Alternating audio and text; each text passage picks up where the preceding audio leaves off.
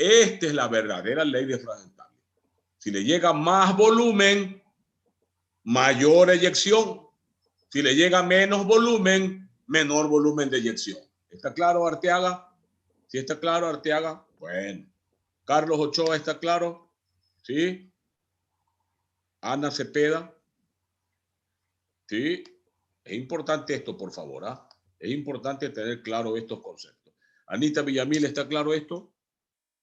¿Sí? ¿Estaría Ana Torres? ¿Sí está claro?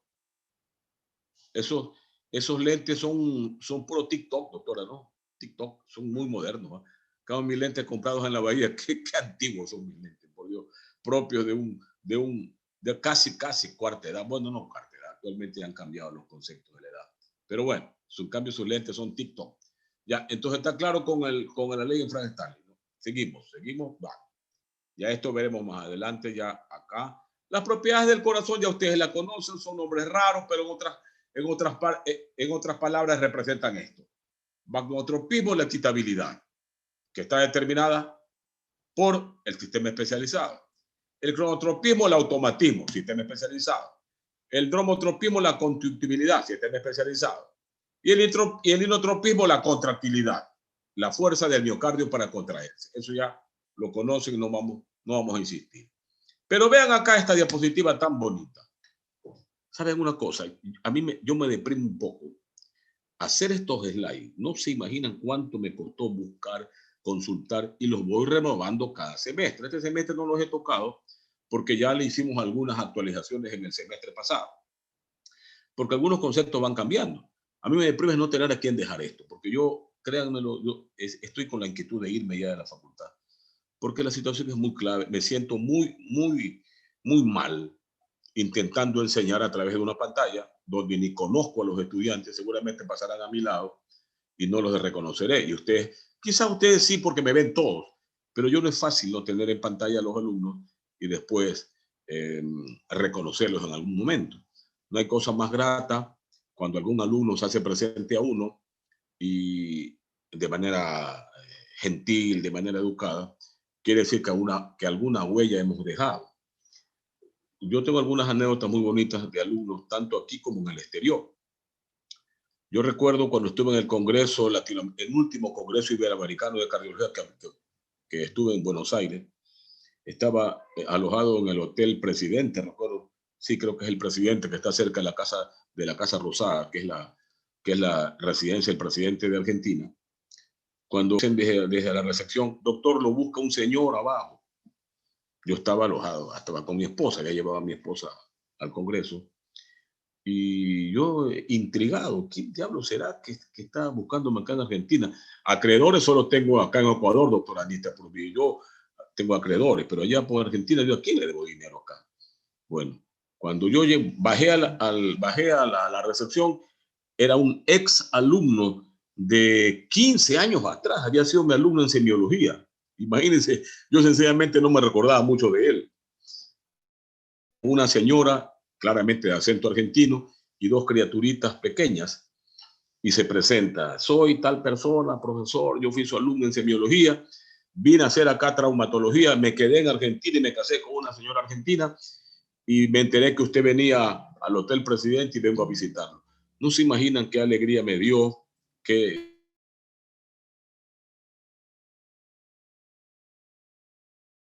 tenerlo. Me fui a la casa, vivía en una casa digna, muy bonita. Estaba trabajando ya en un hospital argentino, ya tenía viviendo por allá como más de 10 años. Y me sentí bien que a los 15 años todavía me recordaba con gratitud. Se lo juro, eso es lo que uno aspira con los estudiantes. Yo no quisiera nunca dejar el recuerdo de un verdugo, de un perverso, o de quien no ha entregado lo poco que tiene en su cabeza con toda sinceridad para que los alumnos se preparen, para que los muchachos salgan adelante. Ustedes están en formación y la obligación de nosotros es darle todo lo poquito que tengamos para que se formen. Vean esta diapositiva tan maravillosa. Dice aquí, ¿qué es el volumen telediastólico? Es el volumen que está en los ventrículos al final de la diástole. Es decir, cuando concluye la diástole, ese es el volumen de fin de diástole, de los llenados. Recuerden en el ciclo cardíaco lo que vimos, Prende tu cámara, Stephanie, no te veo. Señorita Peña, no la veo. Señorita Dayana, ¿sí recuerda lo que vimos? Dayana Reinel, que lo dice ahí.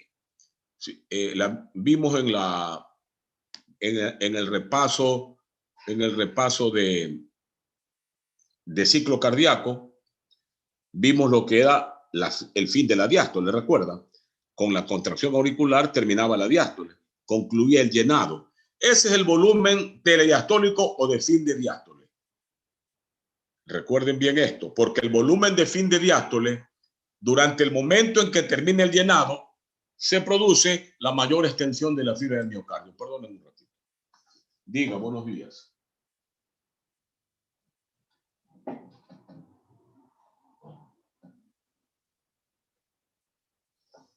Jorge Tello, que es un... Ah, ya, dígame, hermano, dígame, claro, ¿qué hay?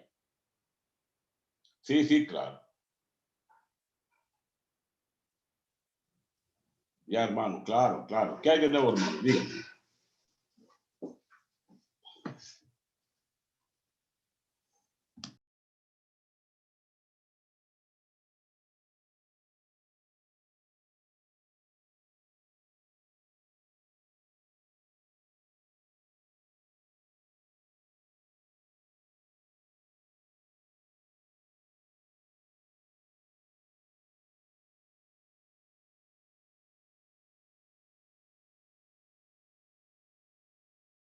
Doctor, está apagado su micrófono.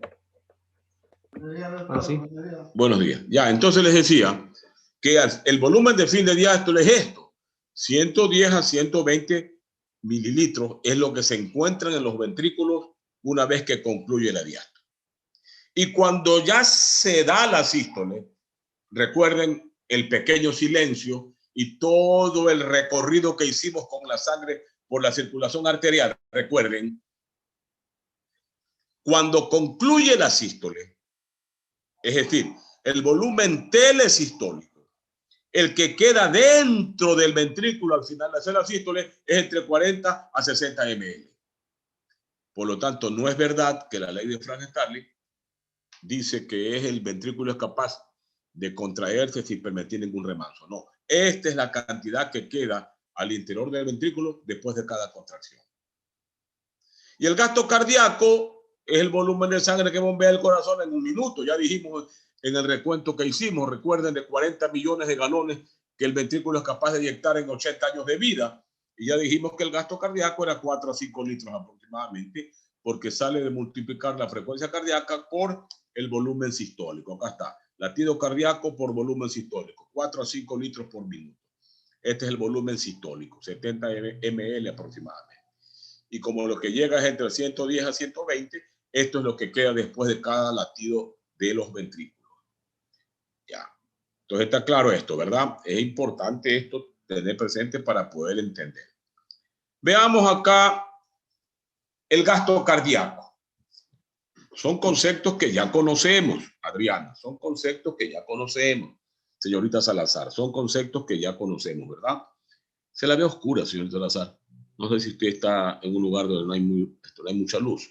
Señorita Salazar, Dina, está congelada usted. No sé si podría prender la cámara, por favor. Señorita Salazar, tenga la bondad.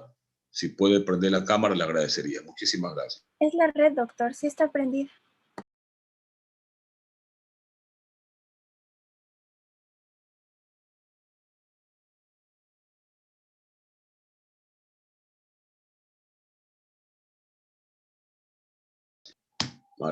María José Bravo, ya. Correcto. Entonces, vean esto que está aquí. Ya les dije, gasto cardíaco se lo calcula multiplicando el volumen sistólico, que ya vimos, que es 70 ml aproximadamente, por la frecuencia cardíaca. Pero vean, de estos 4 factores depende el gasto cardíaco. Primero, de la precarga o volumen diastólico que llega. Esa es la precarga, María José. La precarga es el volumen diastólico que le llega al corazón. Y te pregunto ahí, El volumen que llega a través de las venas pulmonares, entonces, ¿será o no también precarga? El volumen de sangre que llega a la aurícula izquierda a través de las venas pulmonares, ya con sangre oxigenada, recuerda, ¿será o no precarga o solo es la que llega a través de las venas cavas superior e inferior? Hasta eso voy a brindar un poquito de vino con Gisela Peña. Salud, Gisela. Ay, qué rico, para que se le haga la boca a Gisela. Vamos, María José. ¿Qué opinas? ¿Será o no precarga? Yo creo que sí. ¿Tú crees que sí? Carlos Ochoa, ¿tú qué opinas? ¿Será o no precarga la que llega a través de las venas pulmonares a la aurícula izquierda? Vea lo que dice aquí, ¿eh? Precarga, volumen, definir diástole.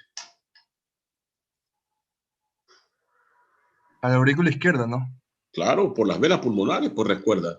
Después que pasan por los pulmones, se oxigena la sangre, que sale parcialmente oxigenada de las cavidades derechas y regresa a la aurícula izquierda. ¿Es o no precarga?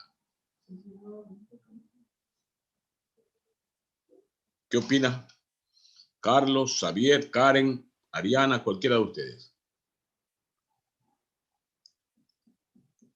Pero si esto es de lógica solo, ¿ah? Sí, doctor, sería precarga. Por supuesto, pues, Claro. si llega a la aurícula izquierda y esa sangre que llega a la aurícula izquierda es la del llenado diastólico del ventrículo izquierdo, ¿cómo no va a ser precarga? Por favor, se dan cuenta que esto es sentido común solo. Un consejo, cuando ustedes no tengan una respuesta porque no han visto por ningún lado, apliquen el sentido común.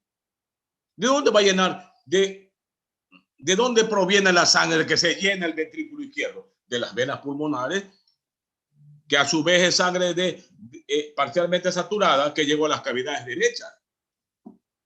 Está claro, ¿verdad? Ya. De ese primer factor depende el gasto cardíaco. Luego depende un gasto cardíaco adecuado, el inotropismo o la energía contráctil de la fibra miocárdica. Luego depende de la poscarga o resistencia que debe vencer el corazón. ¿Alguien sabe entonces qué es la resistencia periférica para no perder tiempo? A ver, imaginémonos, es la fuerza que se opone a que el ventrículo cumpla su papel de bomba.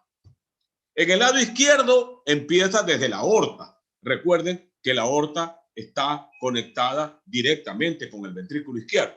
¿Sí o no, Karen Pozo? ¿Sí o no? Ya. Por lo tanto, todo lo que está ligado a la aorta, sus tributarias, ejercen el papel de poscarga en el lado izquierdo. Es decir, la resistencia que el ventrículo izquierdo debe vencer para garantizar un gasto cardíaco adecuado. ¿Está claro? Y en el lado derecho, la resistencia a la eyección que cumple el ventrículo derecho parte desde la arteria pulmonar, porque la arteria pulmonar es la que directamente sale del ventrículo derecho. ¿Está claro, Gisela Peña? Henry Montalvo, ¿quedó claro esto, por favor? Henry Montalvo, ¿estás conectado o no? Sí, Te veo paralizado ahí. Prende tu cámara, por favor, Montalvo. Tenga la bondad. Señor Montalvo, ¿está con nosotros? Porque está puesto su nombre, pero lo veo paralizado ahí. Creo que no está. Bueno.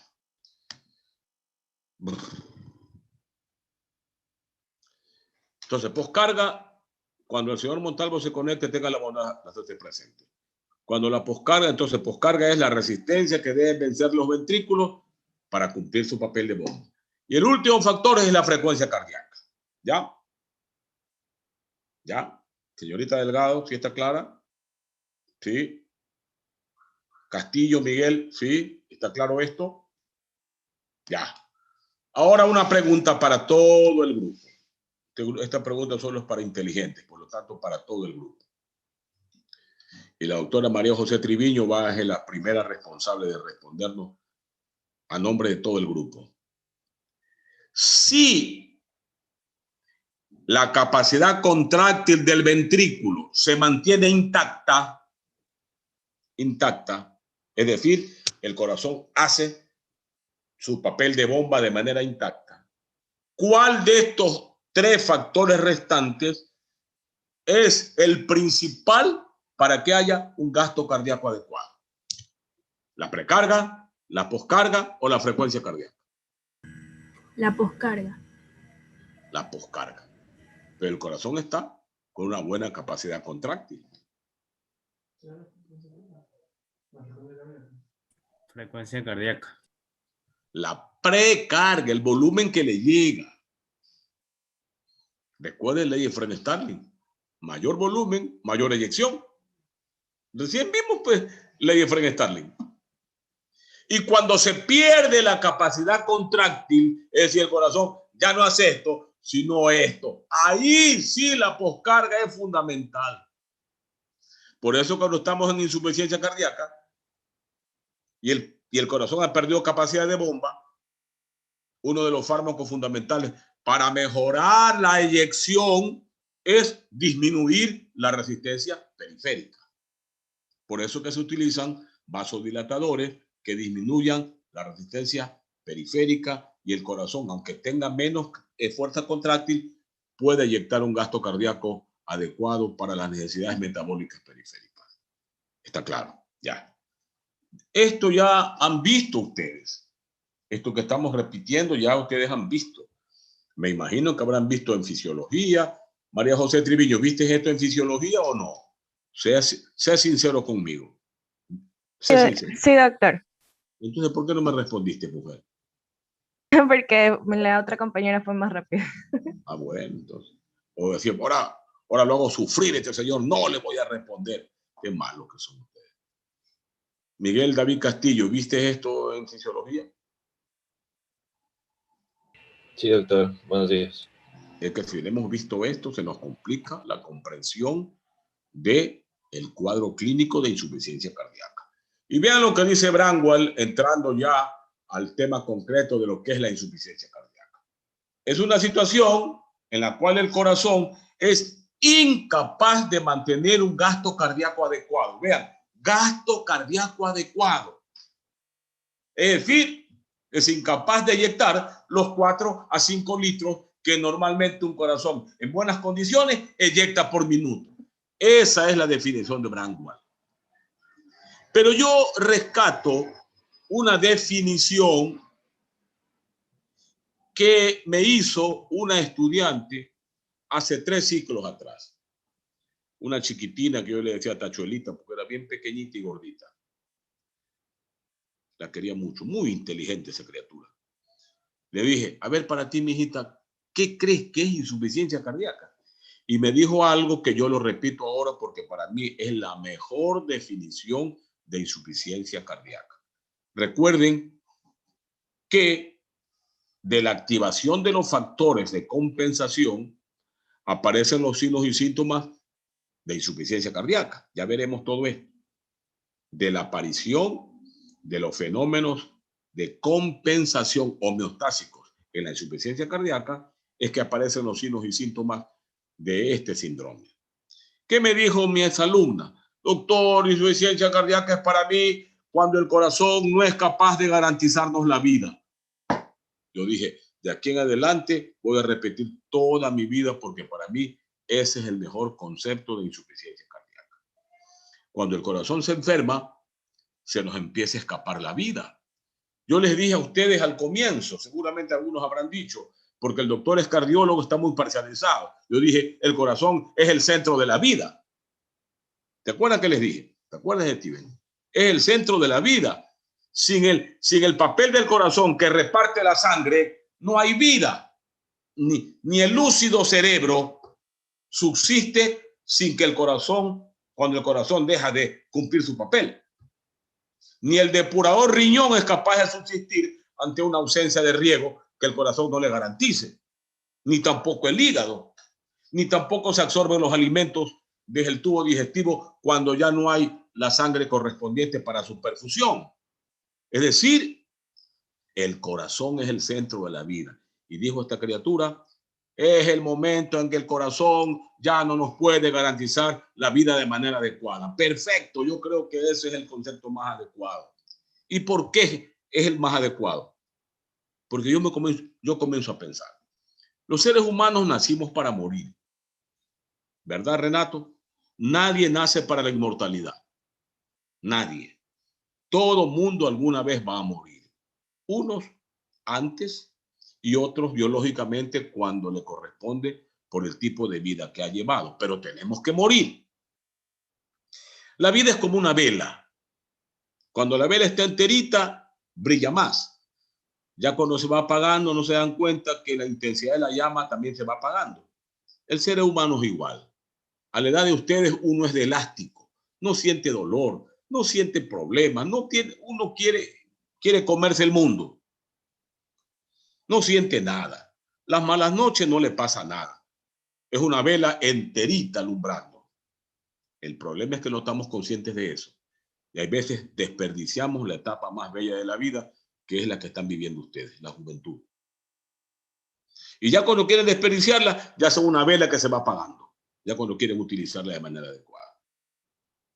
Por lo tanto, ese concepto que dijo mi alumno es el mejor. Y cuando los mecanismos homeostásicos captan que el corazón está enfermo y por lo tanto ya no le garantiza a los seres humanos un gasto cardíaco adecuado, inmediatamente se desencadenan mecanismos de compensación para que aunque esté enfermo nos siga garantizando la vida y no tengamos ningún sufrimiento. ¿Me entendiste, María Cristina? Por eso hay muchas valvulopatías que tienen 40 años de evolución y el paciente no siente nada. Es porque sus mecanismos de compensación lo han mantenido asintomático. Pero esos mismos mecanismos de compensación, si no le resolvemos el problema, se encargan de matarnos. ¿Sí? Veamos si que tengo. Bueno, esto de los signos y síntomas no vamos a insistir. Ya ustedes los conocen, algunos conceptos que son viejos, el concepto clásico de insuficiencia cardíaca izquierda y el concepto clásico de insuficiencia cardíaca derecha, que siempre nos han explicado y que más adelante lo repetiremos, aunque sea superficialmente, porque ustedes ya lo tienen que haber visto en clínica 1 y clínica 2, ya tienen que haber visto eso. Pero vean las causas, como les decía. No vamos a poder mencionarlas porque todas las patologías que asienten en la víscera cardíaca finalmente terminan dando insuficiencia cardíaca, ya sea por alteración de la función sistólica o por alteración de la función diastólica. Ya veremos más adelante cómo se la clasifica. Por eso, miren, causa la cardiopatía isquémica, todas las coronariopatías finalmente terminan dando insuficiencia cardíaca porque el corazón se dilata y entra en fallo, entra en disfunción. La hipertensión arterial, disfunción por pérdida de la función diastólica. Las cardiopatías valvulares y las miocardiopatías, es decir, todas las patologías son finalmente causales para que el paciente termine en insuficiencia cardíaca. Unas se pueden resolver y lo que hacen es permitirle al paciente que viva un poco más y otras se llevan al paciente antes de que biológicamente debería morir. Por eso es que una alteración biológica es que los padres entierren a sus hijos. Eso es un dolor terrible, porque un muchacho de 24 años biológicamente no debe morirse, a no ser que haya nacido con una cardiopatía congénita, alguna cosa de esa naturaleza. Lo normal es que nosotros vayamos enterrando a nuestros padres. Eso es lo normal, a nuestros abuelos. Duele mucho, pero eso es biológico. Y nosotros aquí somos médicos, somos profesionales. Estudiamos las razones por las cuales una persona puede vivir o puede morir. Por lo tanto, que mi abuelita de 104 años haya fallecido, doloroso, porque mi abuelita la quería mucho, pero eso es biológico. Nadie está ausente de las leyes inexorables de la biología. Pero que un muchacho de 34, 30, 40 años apague su vida, eso es terrible, porque es antibiológico. Y el momento en que ya descubran las razones del envejecimiento, las muertes van a ser selectivas. Y lo que dicen por ahí algunas escrituras, de Matusalén, que vivió 350 años, posiblemente de aquí a 100 años sea normas de vida. Ya veremos cómo estará el mundo cuando ustedes sean viejitos y yo ya sea solamente un recuerdo de la historia y ya esté por otro lado. Ya. Entonces vea la etiología y la clasificación. El síndrome o la insuficiencia cardíaca. ¿Cómo corre el tiempo? Por Dios, Steven, ¿no puedes detenerlo un poquito? Detén el tiempo, Steven, hombre, por Dios. ¿Cómo se va el tiempo? Doctora María Cristina, usted no tiene la fórmula para detener el tiempo. No, no. No, pues si ahora me veo el espejo, ya mis nietos van creciendo y a mí me falta cabello. Y hasta hace 10 años yo no me faltaba mucho cabello, mis nietos estaban chiquitos. Ahora ya no quieren ni que los cojan mucho porque ya están grandes. Es como los hijos. Cuando uno le quiere dar un beso a los 30 años, papi, dice, ya no quieren mucho. Y hasta los 10, 15 años, papá, mamá, después ya no. Leyes de la biología, leyes de la naturaleza. ¿Cómo corre el tiempo? ¿Cómo se clasifica? Antes se decía insuficiencia cardíaca. Después se comenzó a hablar de disfunción ventricular, porque ya se entendía, y se entendió felizmente bien, de que la insuficiencia cardíaca o la disfunción ventricular puede ser o porque es la función sistólica la que está fallando o porque es la función diastólica la que no se está cumpliendo. En ambos casos, tanto por alteración de la función sistólica o por alteración de la función diastólica, el paciente puede tener disnea, pero el tratamiento y la etiología puede ser diferente y el pronóstico también puede ser distinto. ¿Ya? También se la clasificaba en aguda y crónica, se la clasifica. Hay insuficiencia cardíaca aguda, por ejemplo, se rompen los músculos papilares por un infarto. ¡Pum! Insuficiencia cardíaca aguda que puede acabar con la vida del paciente en horas. Y la crónica, que el paciente está ahí sufriendo 20, 30, 40 años, o por valvulopatías, etcétera, etcétera, etcétera. Izquierda o derecha, que ya dijimos. En fin, esto no vamos a repetir mucho. Pero acá miren, para hablar bien claro. La insuficiencia cardíaca por compromiso de la función sistólica ahora se llama insuficiencia cardíaca con fracción de eyección preservada. Fracción de eyección preservada. Perdón, fracción de eyección reducida cuando es la función sistólica la que está comprometida. Ofrezco disculpas, me desconcentré como la selección. Señorita Cordovilla, me desconcentré como los defensas de la selección. Siempre los acusan, es que se desconcentran. Desconcentración es malo, hombre, que desconcentran ni nada. Ya. Es como Melec, que está desconcentrado desde hace 80 años. Equipo. Ya, malos. Voy a brindar con Tinoco mejor. A ver. Salud, Tinoco. ¿Te gusta el vino? Jorge Tinoco, tú tienes el nombre de un héroe popular. ¿Sabías quién era Jorge Tinoco? No, doctor.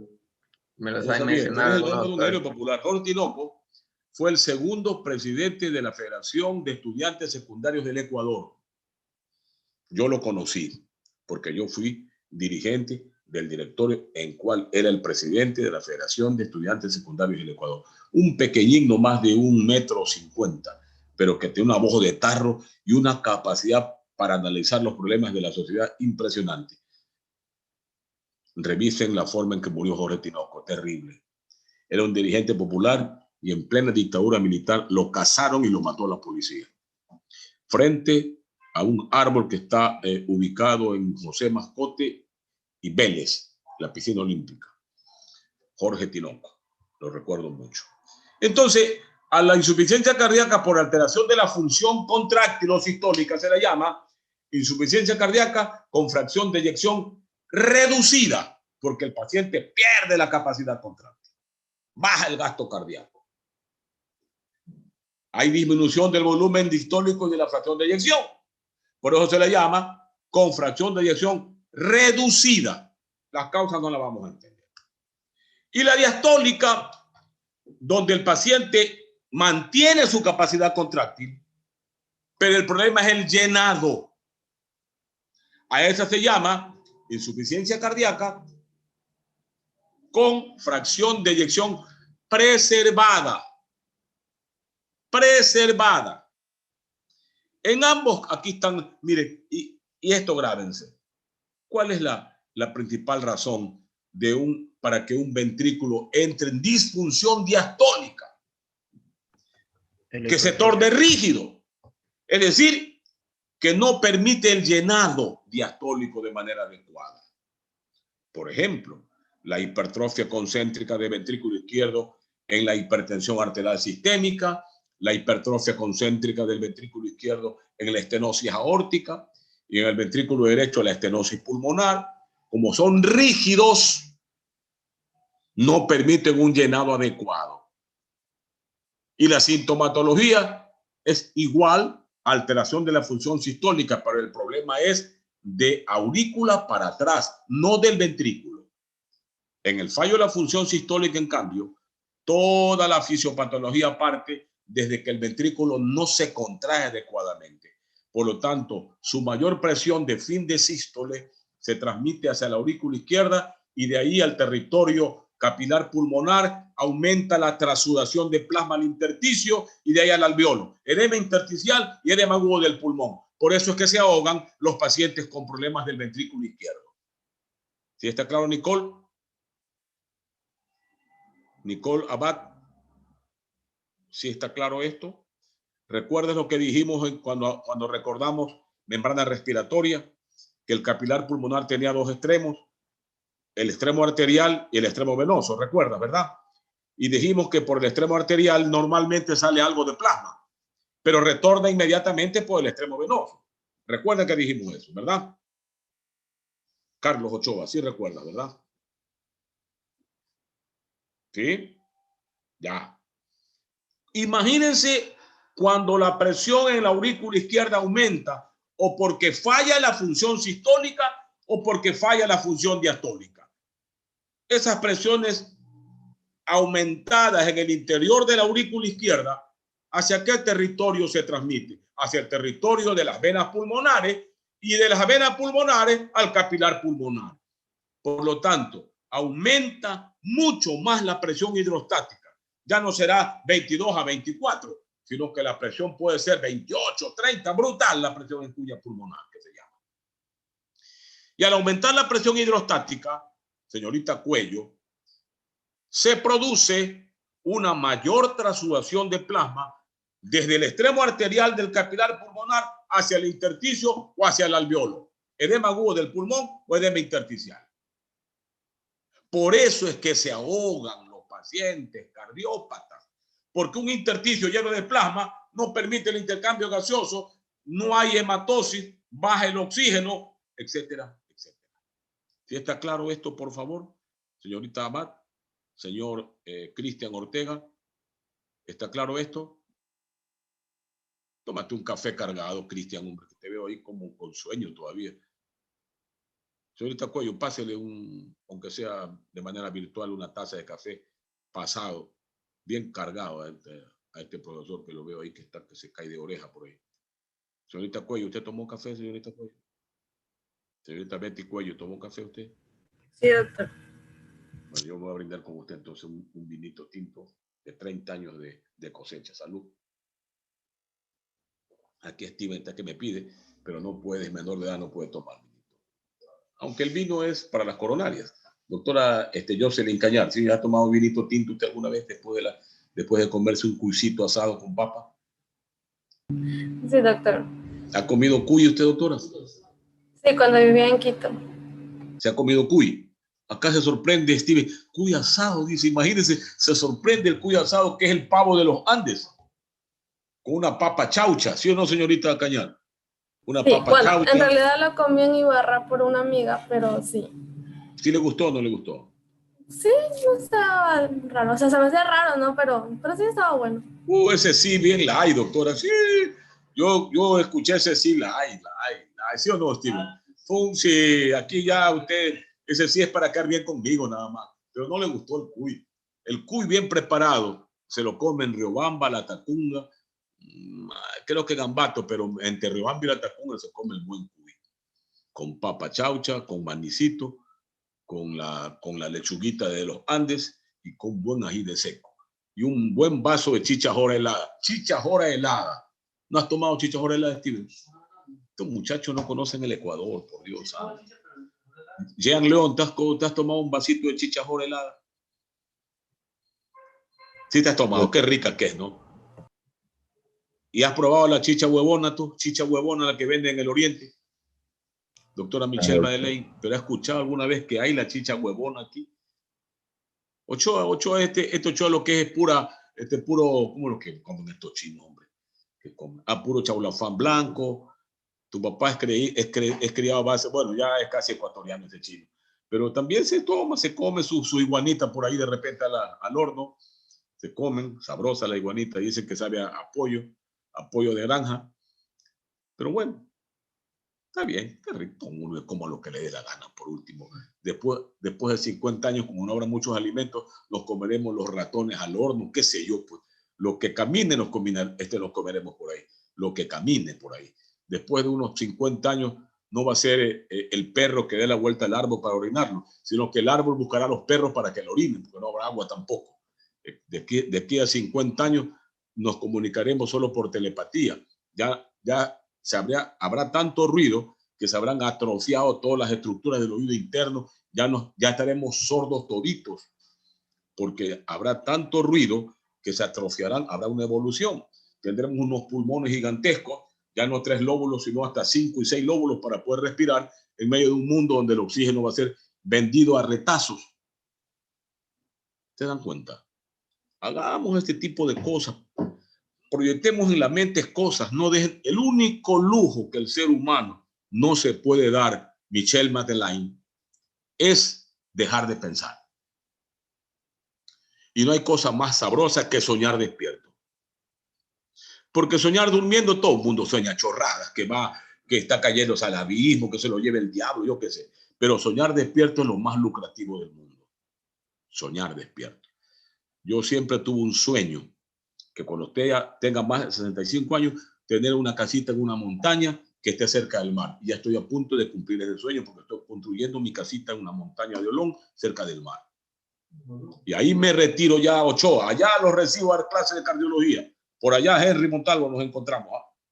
Por allá los recibo. Con una buena botellita asadita. ¿Saben lo que es la botella? Un pescadito que venden el kilo $2 por allá. Riquísimo. Tienen forma de botella. Se llaman botellas por eso esos peces. Una cosa maravillosa. Ecuador, jóvenes. Ecuador es una cosa maravillosa. Reúnanse, aunque sea de manera virtual, y preparen una girita después del semestre, hombre. Váyanse por ahí. Están en la etapa más bella de la vida, que es esta. La juventud. Ya después de viejo, si uno no se levanta con un dolor es porque está muerto. Algo le duele a alguno. Pero a la edad de ustedes no duele nada. Visiten la costa, váyanse caminando por todos esos pueblitos con una mochila al hombro, $20 al hombro, llegan hasta San José, más allá de Curía y Olón. Ahí está la playa más bella del Ecuador. Bueno, no la más bella, en Manabí están las playas más bellas. Pero ahí está Olón. Vean, yo viví 5 años y medio en Europa, en Barcelona. Se lo juro, no es patrioterismo, por favor, yo no soy nada de patriotero, soy patriota, no patriotero. Pero las playas que tiene el Ecuador, ninguna española se parece. Yo le saco solamente a Olón a las playas de España y les da un paseo. Nuestras playas son incomparables.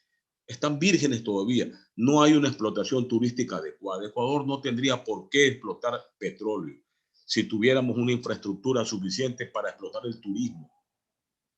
¿Alguien ha entrado a Puerto López por la ruta del Espóndilo? Mabel Reyes, tú has ido por la ruta del... Tú se has ido, Ochoa. A tu papá le gusta viajar. A tu mamá también. Has ido por ahí. Este chino es viajero. Yo este chino es viajero. ¿Sí has ido por ahí, Ochoa? Sí, doctor.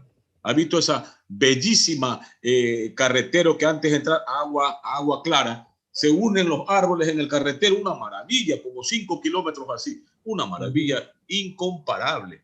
Manabí tiene una maravilla incomparable. Todavía es zona protegida Machanilla. Y está la playa de los Frailes ahí, cuidada, extraordinario eso. No encuentra usted una botella plástica, la cuidan de manera bárbara. Muy bonito, créanmelo. Y si entran a agua clara, maravilla. Hay una piscina volcánica ahí, que la gente se meta a nadar a esa piscina volcánica. Es una comuna que tiene más de 5.000 años ahí de vida, donde usted se cruza con los puercos ajinos cuando va en su carro. Una maravilla. Ecuador es una maravilla. Y se van a Huigra, donde está más allá la nariz del diablo por el Ausí. la nariz del diablo, le venden el famoso sopa de pollo ahí en Huigra, y van a las hosterías que valen es $30 la noche. Y hay hosterías familiares donde hay 4 camas y pagan $50 para que duerman ahí 4 o 5 personas, papá, mamá y los hijos. No hay que ser rico para disfrutar lo que tiene el Ecuador y disfrutar la etapa más linda que es esta. Entonces estamos aquí. La rigidez disminuye la capacidad de llenado del ventrículo y por lo tanto se produce una disfunción diastólica. Cuando hay una alteración de la función sistólica o insuficiencia cardíaca con fracción de eyección deprimida, es porque hay sobrecarga de volumen. Es decir, hay cardiomegalia, remodelación hacia afuera. Si le tomo una placa de tórax, habrá gran cardiomegalia ahí. Porque el corazón, como no puede eyectar, se sobrecarga con la diástole que viene y el corazón crece hacia afuera.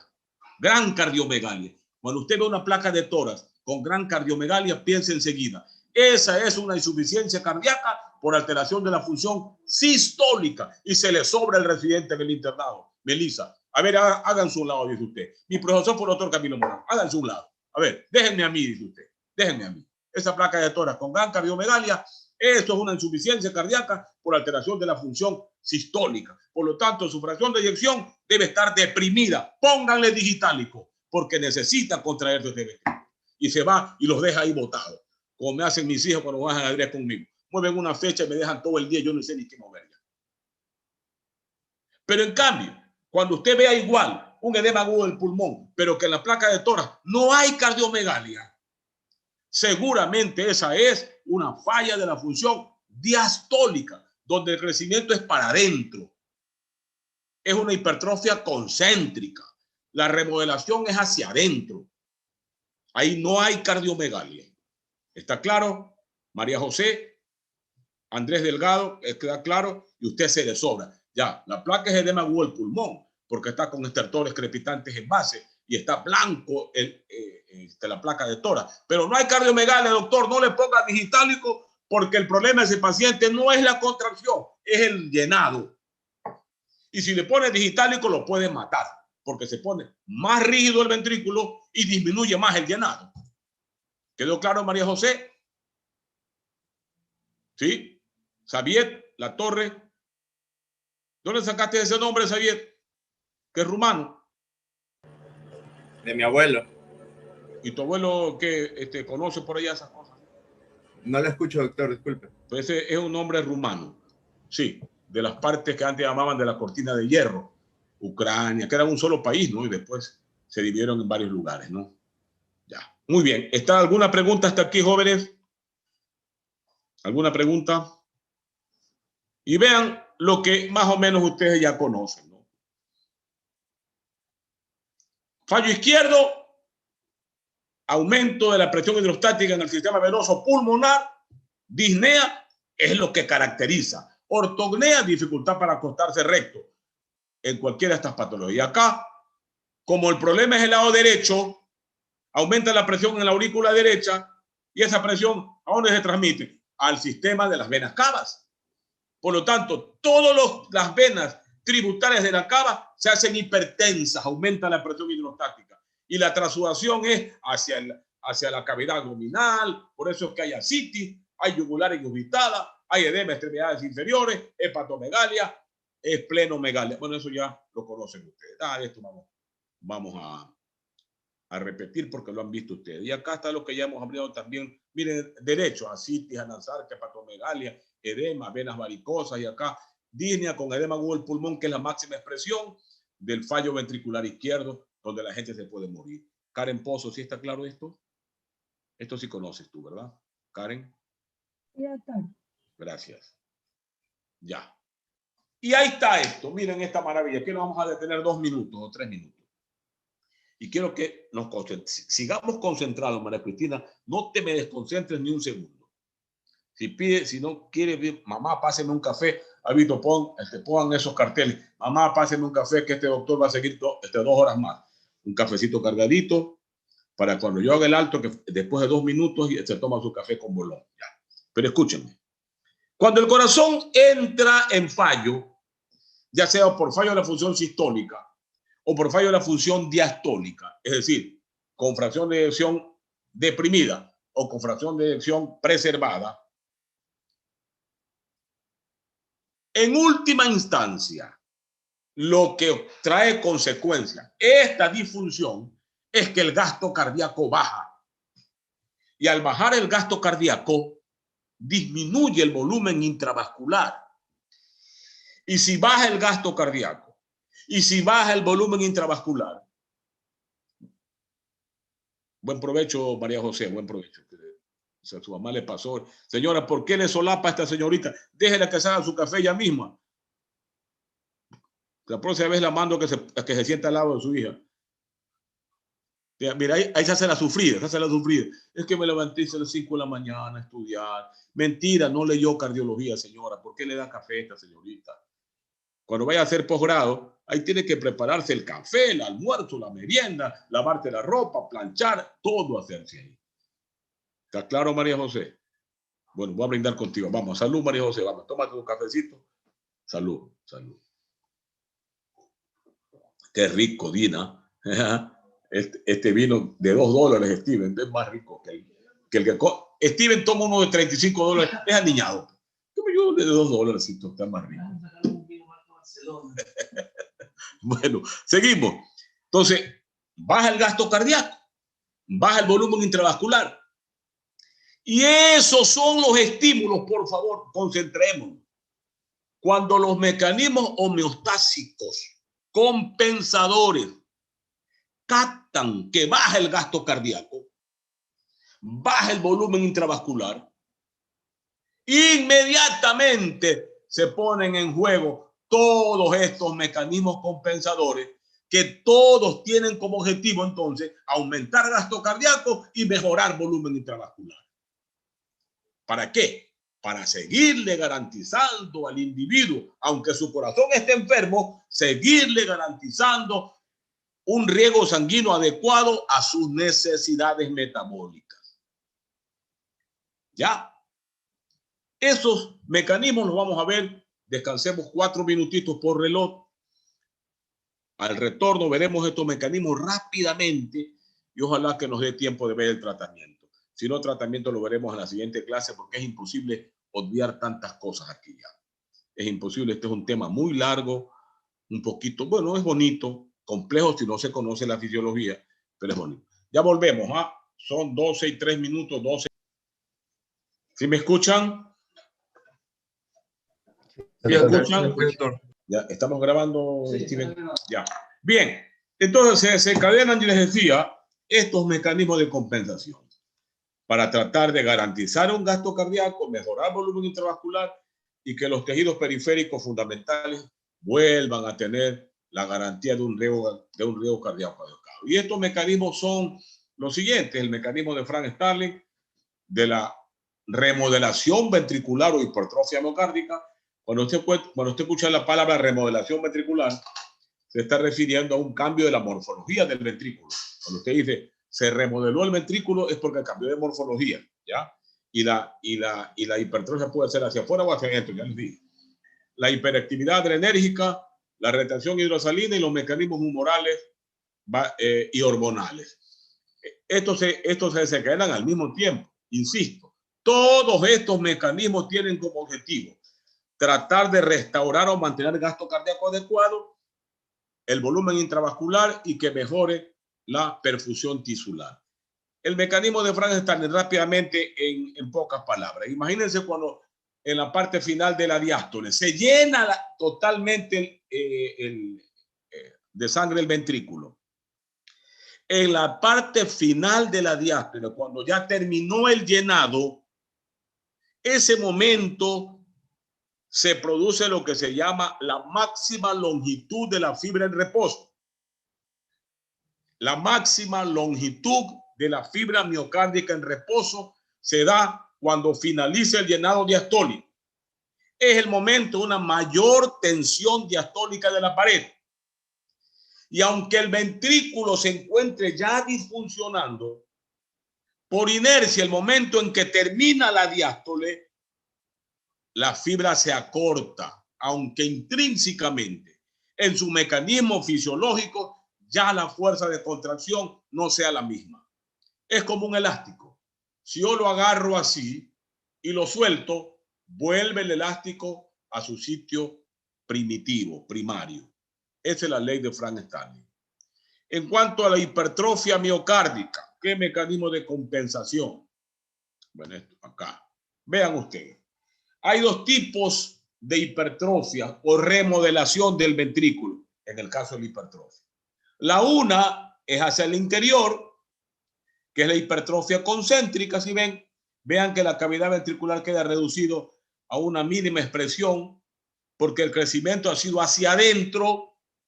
Esto ocurre en patologías que tienen como característica dar sobrecarga de presión, es decir, se oponen a la eyección del ventrículo.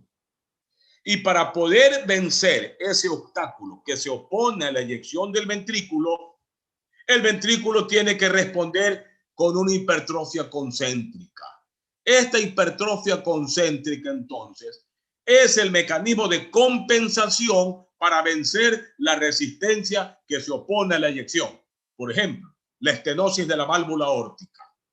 Imagínense, la válvula aórtica normalmente abre hasta 5 minutos de diámetro, pero si solamente hace esta apertura menos de 1 centímetro, ¿qué tiene que hacer el ventrículo para vencer ese obstáculo? Hipertrofiar su pared. Crece hacia adentro la pared libre y el septum interventricular. Eso es una remodelación concéntrica hacia adentro. Si usted le toma una placa, no habrá cardiomegalia, porque no hay crecimiento hacia afuera. El crecimiento es hacia adentro. ¿Cuál es la función ventricular que se pierde? La diastólica, porque es un ventrículo tremendamente rígido donde el llenado se dificulta. ¿Ok? Engrosamiento parietal, todo lo que está aquí. Esta es la remodelación que se da entonces necesaria. Claro, con esta remodelación o este crecimiento hipertrófico hacia adentro, el paciente puede estar mucho tiempo asintomático. Pero si no le resolvemos el problema, esta misma forma de compensación puede llevar a la muerte súbita al paciente. Si es una estenosis aórtica, hay que cambiar la válvula. Si es una hipertensión sistémica, hay que controlar la presión elevada. Si es una coartación de aorta, hay que dilatar la coartación, ya veremos. Pero hay que resolver el problema para que este tipo de compensación no se transforme en causa de muerte del paciente. Y la otra forma de hipertrofia es la excéntrica, vean, crecimiento hacia afuera. Aquí sí hay cardiomegalia si usted le toma una placa de tórax. En ambos, no estamos grabando.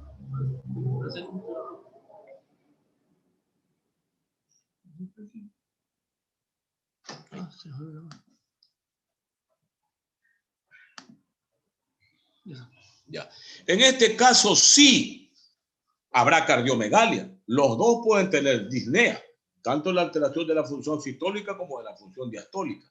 Pero en una placa de tórax, cuando el edema agudo del pulmón es por alteración de la función sistólica, ahí verán tremenda cardiomegalia, porque hay una sobrecarga de volumen. Y como hay una sobrecarga de volumen, ¿cuál es la remodelación del ventrículo? Crecimiento hacia afuera para abarcar mayor volumen. Insuficiencia aórtica, insuficiencia mitral. Por supuesto que tiene un límite. Si no le resolvemos el problema, también se muere el paciente.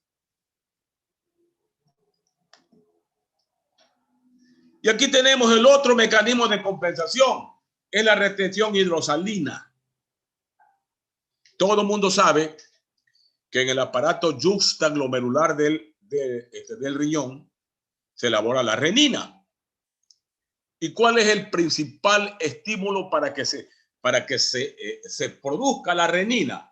Disminución de la presión. Caída del volumen, caída del volumen de la volemia. A ver, ven, Steven, que no tenemos mucho volumen. Sí te ha aprendido. No, dijo que le estaba respondiendo la pregunta. Ah, ya, hijo, está bien. Yo pensé que estaba preguntando. Estaba tan concentrado que estaba pensando que me preguntaba algo. Ya, lo siento. A veces uno se concentra tanto que está pensando solo en la clase. Ya. Entonces les decía, el principal estímulo para que se produzca esto, la disminución del volumen intravascular, el gasto cardíaco disminuido. Porque la renina, ustedes saben que a través de la enzima convertidora se convierte en angiotensina 1, en la angiotensina 2, 1 en angiotensina 2, poderoso vasoconstrictor. La angiotensina 2 es un poderoso vasoconstrictor que finalmente termina promoviendo la formación de aldosterona. ¿Qué es la aldosterona? Retiene sodio y retiene agua a partir del túbulo contorneado proximal, esto distal, creo que es, ¿no? del túbulo contorneado distal. Y al retener agua y al retener sodio, ¿qué es lo que hace la aldosterona en última instancia? Aumenta gasto cardíaco, aumenta volumen intravascular. Y al ser un vasoconstrictor poderoso de la angiotensina, ¿qué es lo que está intentando hacer? Mejorar la función contráctil del ventrículo y por vasoconstricción arteriolar y venosa, mejorar el retorno venoso y garantizar la perfusión de los vasos periféricos. Es decir, este mecanismo, ¿qué pasó? Dejó de grabar Otra vez dejó de grabar. Nos tenemos a tope ya. Ya. Nos tenemos a tope ya. Ajá, pues sí. Creo que estamos a tope. Puede ser salvado el disco. Ya no tenemos más. Estamos disponibles con poco espacio. La vez pasada tenía clases todavía el semestre pasado. Grabación del semestre pasado sobre que borrar. ¿Sí las podemos borrar ahora? Sí. Me las borro. Las borramos. Pero sí está grabando ahorita ya. Aquí todo está viejo, pues la computadora, el profesor, todo es viejo, doctora Ariana. Aquí el profesor primero, después la computadora, después el estetoscopio. Yo tengo un estetoscopio como de 40 años aquí en mi lugar. Bueno, el vino sí, el vino tiene 40 años, doctor, y está bien, bien. Qué rico. Daniel Jara, salud. Qué vino más rico, por Dios santo. Voy a ponerle la botellita de vino ahí para que se le reviente la hiela a la doctora Cedeño. Ya, entonces le decía, este mecanismo, renina, angiotensina, aldosterona, aumenta el gasto cardíaco, aumenta el volumen intravascular, por eso es que es un prohipertensivo. Por eso es que los fármacos antihipertensivos deben antagonizar el efecto de la angiotensina, que es vasoconstrictor, y el efecto de la aldosterona, que retiene sodio y agua. El mecanismo adrenérgico, es decir, la liberación o producción de sustancias adrenérgicas, adrenalina, noradrenalina, dopa, dopamina, etcétera, y cortisol inclusive. Ya ustedes saben lo que ocurre a nivel del corazón. Aumenta la frecuencia cardíaca, aumenta la capacidad de contracción. La vasopresina igual, que es el nombre, que es un producto que también retiene sodio y agua y también es un vasoconstrictor. Todos estos productos que hemos mencionado, angiotensina, aldosterona, vasopresina, hormona antidiurética y los derivados del sistema simpático adrenérgico, tienen como objetivo, ya lo he dicho, mejorar gasto cardíaco, mejorar volumen intravascular, pero al mismo tiempo tienen efectos severos en la economía si no los controlamos. Por ejemplo, la adrenalina y la noradrenalina son poderosos vasoconstrictores. Mejoran la presión arterial. Pero imagínense en un corazón que no está contrayéndose bien. Si aumenta la resistencia periférica, baja más el gasto cardíaco. ¿Se dan cuenta? Acabamos de repasar que cuando la función contráctil se ha perdido, la resistencia periférica es clave para un gasto cardíaco. Y si aumenta el gasto cardíaco, aumenta la resistencia periférica, en un corazón desfalleciente, el gasto cardíaco caería más todavía. Lejos de ayudar, haría daño. Por eso es que actualmente no se concibe el tratamiento de la insuficiencia cardíaca sin que no haya un beta bloqueador que antagonice los efectos adrenérgicos y un vasodilatador que disminuya la resistencia periférica. ¿Está claro, Gisela? ¿Sí? ¿Está claro? Sí, sí, doctor. Luego tenemos la endotelina. La endotelina es un vasoconstrictor 10 veces más poderoso que la angiotensina 2. Imagínense, 10 veces más poderoso. Hay 3 tipos de endotelina. Ustedes conocen, no nos vamos a tener mucho en esto, ya lo habrán escuchado. Pero hay efectos colaterales graves que les he dicho de estos productos. Primero, todos producen arritmias. Son arritmogénicos. todos aumentan la mitogénesis, es decir, producen remodelación de los ventrículos y en los vasos hiperplasia de las paredes, también crecimiento de las capas del interior de las arterias y de las venas. Es decir, voy a poner a una compañera como cojos para que ella grabe la clase y me envíe después mi ya, hágalo. Sí, Y después me borro un montón de las sí. del semestre pasado. Ya no necesitamos eso. Si no, no va a poder dar fe de que di la clase. No.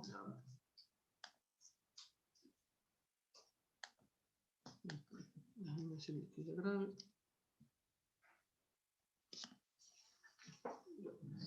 Ya, entonces todos son arritmogénicos, todos son vasoconstrictores, todos aumentan la presión arterial, todos producen mitogenia y apoptosis y pueden entonces producir graves daños si no controlamos las razones por las cuales se han desencadenado estos factores de compensación. Felizmente, como los mecanismos homeostásicos son perfectos, vean lo que ocurre. Al mismo tiempo, se están liberando los péptidos natriuréticos que tienen acción absolutamente contraria a todo lo que hemos hablado hasta aquí. Mientras que la endotelina, la angiotensina, la adrenalina, noradrenalina son vasoconstrictores severos, los péptidos natriuréticos son excelentes vasodilatadores. Mientras que la endotelina, la angiotensina, la adrenalina, la noradrenalina son arritmogénicos, los péptidos natriuréticos son antiarrítmicos. Miren qué maravilla de la naturaleza y de la homeostasis. Es una cosa impresionante. Mientras que la adrenalina, la noradrenalina, la endotelina, la angiotensina producen mitogénesis o remodelación, los péptidos natriuréticos son antimitogénicos. Es decir, disminuyen o evitan la remodelación ventricular y la remodelación de los vasos. Porque si no hubiera los péptidos natriuréticos, realmente los mecanismos compensadores que nos mantienen un poco con vida hasta que el corazón diga basta, nos matarían antes. Por eso es que también es factor pronóstico de insuficiencia cardíaca los niveles elevados de péptidos natriuréticos, que tienen relación directa con los estados funcionales de un paciente que está en insuficiencia cardíaca, esto de conformidad con la New York Heart Association. Estos son los 4 estados funcionales. Mientras más grados de estado funcional tocado tenga el paciente, más altos son los niveles de péptidos natriuréticos, denunciándonos que el paciente se encuentra en graves condiciones. Los pacientes que están en grado funcional 4, pueden tomar una foto, tienen más elevados los niveles de péptidos natriuréticos. Si el paciente va saliendo de su cuadro clínico, van disminuyendo los niveles de péptidos natriuréticos. Es decir, si los péptidos natriuréticos están normalizándose, quiere decir que el paciente va saliendo de su cuadro de gravedad en la insuficiencia cardíaca. La clínica ya hemos visto, no vamos a insistir. Vean acá, bueno, ya los péptidos natriuréticos ustedes saben, ¿no? Son el péptido natriurético auricular, PNA, el ventricular o cerebral, PNB, que es el que se dosifica. Todos estos aumentan por aumento de la presión de sus cavidades correspondientes, y el C, que está en el endotelio de los vasos coronarios, pulmonares y renales. Y eso no insisto porque ustedes deben saber y no vamos a continuar con esto. En los cuadros clínicos solamente esto, miren, les quería mostrar esta placa de acá. En los cuadros clínicos ya el paciente viene disneico, etcétera, todo lo que hemos visto. Pero encima viene con estas actitudes y posturas, ortopneico, etcétera, etcétera. Vean este paciente, ¿no? Con tremendo edema que deja una fobia duradera, la acrocianosis, la hepatomegalia, la yugular ingurgitada y no puede acostarse. Ya, eso es clásico del paciente. Pero entre los métodos diagnósticos, más adelante veremos, pero me adelanto para que vean esta placa. Vean esta placa. pulmón blanco. ¿Qué me está diciendo? Si este paciente con pulmón blanco en la placa de tórax tiene estertores crepitantes húmedos en ambas bases, está en edema agudo del pulmón o edema intersticial. Gran aumento de presión hidrostática. Y si tiene esta gran cardiomegalia, ¿cuál de las funciones se ha perdido, Luis Íñiga? ¿La sistólica o la diastólica? Con esta gran cardiomegalia, lo he dicho varias veces. Sistólica. La sistólica. Punto y aparte. Aquí le va bien mucho diurético y digitálico. Porque si este mismo pulmón blanco tuviera con una imagen normal, esa es la función diastólica. No le podemos dar mucho diurético porque disminuimos más el llenado. Y no le podemos dar digoxina porque lo hacemos más rígido el ventrículo y menos llenado y más se agrava el paciente. ¿Se dan cuenta lo importante de entender esto? Antes a todo mundo se le daba digoxina, a todo el que se ahogaba. Ahora se sabe que eso ya no es correcto. Doctor, la digoxina no era para tratar arritmias supraventriculares. Más que la todo. digoxina es un digitálico que aumenta el inotropismo ventricular, ¿verdad? Ya, eso estamos claros. Por lo tanto, si el paciente ha perdido la función sistólica, la digoxina funciona bien. Y si tiene alteración de la función diastólica, solamente si está en fibrilación auricular para enlentecerlo, si no, no se justifica. Ya veremos en tratamiento eso. Ya veremos en tratamiento.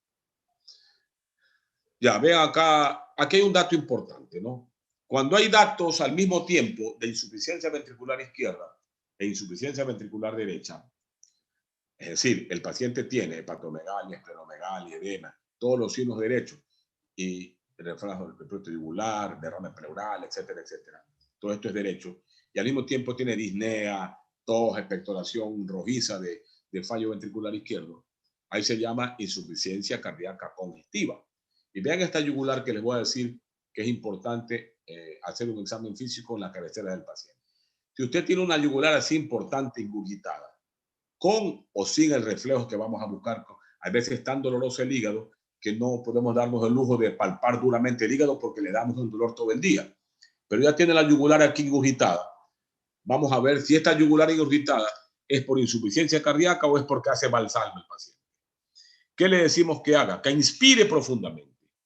Si la yugular desaparece al momento de la inspiración, prácticamente descartamos que se encuentre en insuficiencia cardíaca. ¿Por qué? Porque normalmente cuando uno inspira profundamente, aumenta el retorno venoso hacia cavidades derechas. Y si la yugular se ha ingurgitado, quiere decir que todavía las cavidades ventriculares están con un remanso muy pobre. Porque cuando ya la función sistólica o diastólica está fallando, las cavidades están llenas de sangre. Y aunque respire profundamente, la yugular ya no se va a colapsar, se mantiene como está.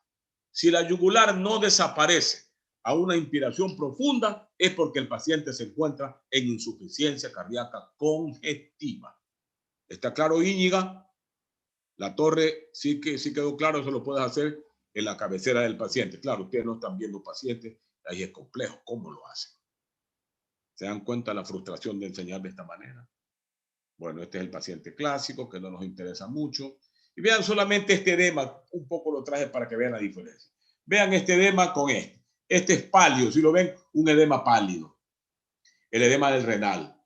Hay veces tiene la escarcha urémica como caspa en las piernas o en los pies o en las piernas. En cambio, vean el edema del cardiópata, medio azulado, vinoso. Si lo ven, y deja una fobia duradera. En cambio, el edema del renal, una fobia que desaparece muy rápido. Esta es por disproteinemia y esta es por aumento de la presión venosa sistémica. Muy importante que vean esto. El edema del cardiópata responde a las leyes de la gravedad. El edema del renal no. El edema del renal no. El edema del renal puede comenzar por la cara, el del cardiópata no. ¿Ya? Está claro. Tengan muy claro esto. Esto lo vamos a ver. Los métodos diagnósticos complementarios de las patologías que producen insuficiencia cardíaca son todos realmente, ¿no? El electrocardiograma ayuda con limitaciones, pero nos sirve mucho para ver alteraciones en la repolarización, si hay bloqueos de rama, si hay trastornos del ritmo y si hay signos de hipertrofia auricular con crecimiento hacia afuera o crecimiento hacia adentro. En buenas manos un electrocardiograma puede ayudar muchísimo, pero evidentemente nunca será método oro. Las únicas patologías donde un electrocardiograma de reposo es método oro de diagnóstico complementario es en el síndrome coronario agudo, ya veremos. Pero en insuficiencia cardíaca ayuda a aumentar la sospecha, ¿no? Pero no es método oro de diagnóstico el electrocardiograma de reposo. Vean la placa de tórax, en cambio este que está aquí no tiene cardiomegalia. Si hubiera un pulmón blanco, este es por fallo de la función diastólica. Nos permite ver signos de hipertensión venosa, edema peribronquial, derrame pleural intersticial, etcétera, etcétera.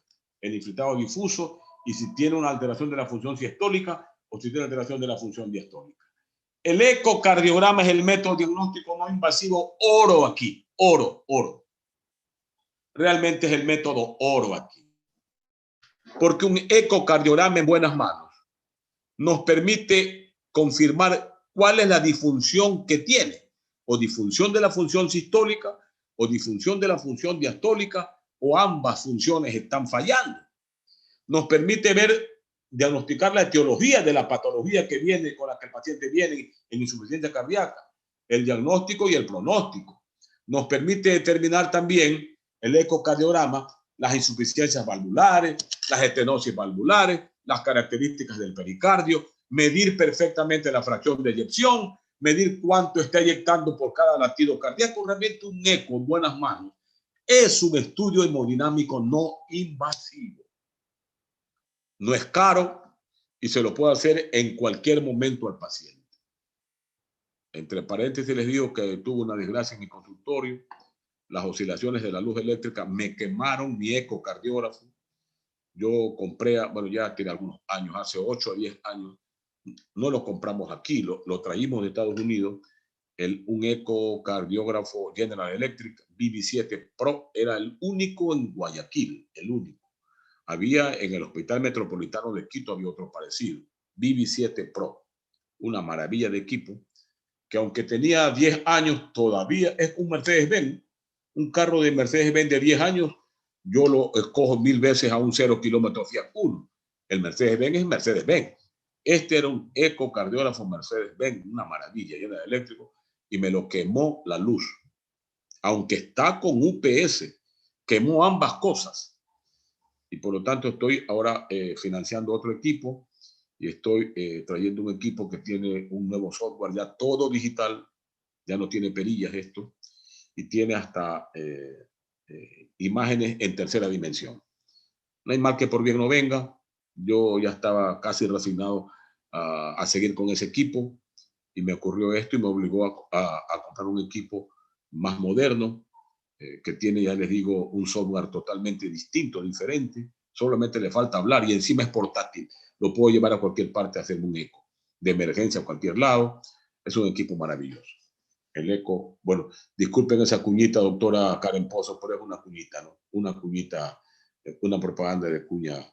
Aquí nosotros hacemos ecocardiogramas cardiológicos, hacemos eco vascular periférico para ver si no hay trombos en las venas, a ver si no hay placas en las arterias, hacemos eco de las arterias carótidas, de las arterias vertebrales, hacemos eco a niños, a neonatos, a mujeres embarazadas a partir del 6º mes para ver si su niño no van a nacer con una cardiopatía congénita cianosante o no.